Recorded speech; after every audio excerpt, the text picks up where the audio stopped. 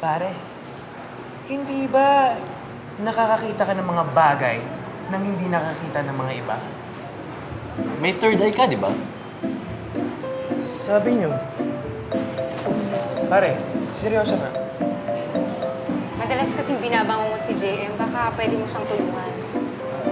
Kulang nga yan sa paligo. Hoy, Neil. Maayos ka.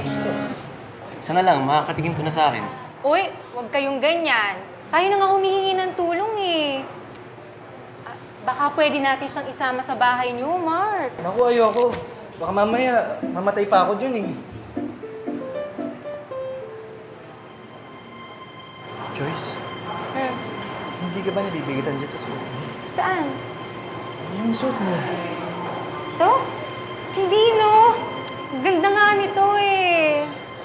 Teka, Neil. Seryoso na. Matutulungan mo ba si JM?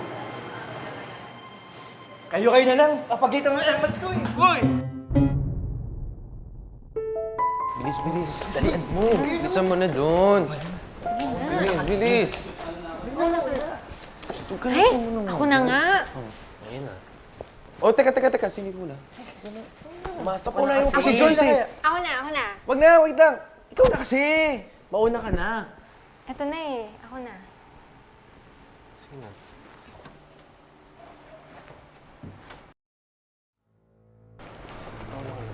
Sige. Neil, pasok ka na. Sige na. Sige. Oh, ito na. Tapos Mark, ikaw naman. Bilis na. Sige, sabay tayo. Ayan. Ano Ano ba kayo? Sinara ko lang yung pinto. Ay, Ano ba naman yan?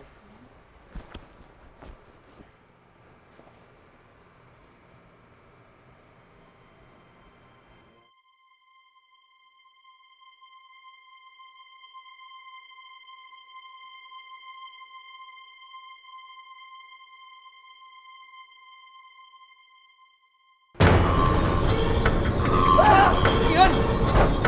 Uy, ano ba? Sundan nyo! Uy, Neil! Bagala mo nga lang. Teka lang. Maganda pa si Joyce dito. Ba't to, oh? Bakit? May nagbigti dito. At hanggang ngayon, nandito pa rin siya. Ano naman gagawin namin para mapaalis siya? Ano to? Ma, Anong ginagawa niyo dito? Ano? Pasimuno mo to, Mark, ha? Ano? Mami, multo sa guest room. Multo? Saan? Sige nga, pakita niyo sa akin. Saan? Nakita siya ni Neil. Nakabigti. Tumahimik ka. tama na po. Ikaw may kasalanan nitong lahat eh. Kung ano-ano pinapasok mo sa isip niya. Ikaw, isa ka pa. Anong alam mo? Nagmamarunong ka? Ha? Hindi kita kilala, hindi kita kadugo. Anong karapatan mo sabihin na may alam ka tong sa bahay na to? Wala kang alam! Rona! Ano? Kinakampihan mo na naman tong mga to?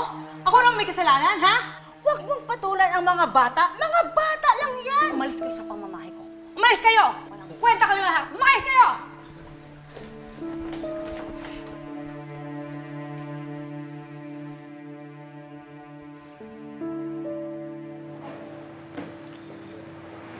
Hindi siya alis.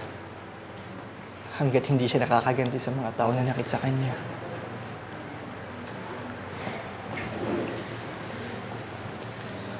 Bakit parang galit na galit siya kay Rodolfo? Palagay ko, buhay pa si Rodolfo eh. Makakabuti siguro kung hihingi ng tawad si Rodolfo sa kanya. Saan naman natin hahanapin yung Rodolfo na yan? Para matahimik yung tita mo, siguro kailangan hanapin niyo si Rodolfo. Bakit hindi mo tanungin yung mama mo? Oo nga, Mark. I'm sure kilala ni Tita Rona yung Rodolfo na yun.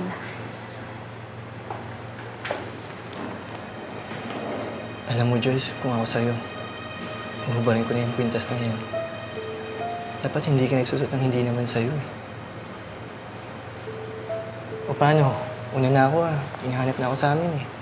Thank you, ah. Sige. Ingat ka, ah. Bye, Neil.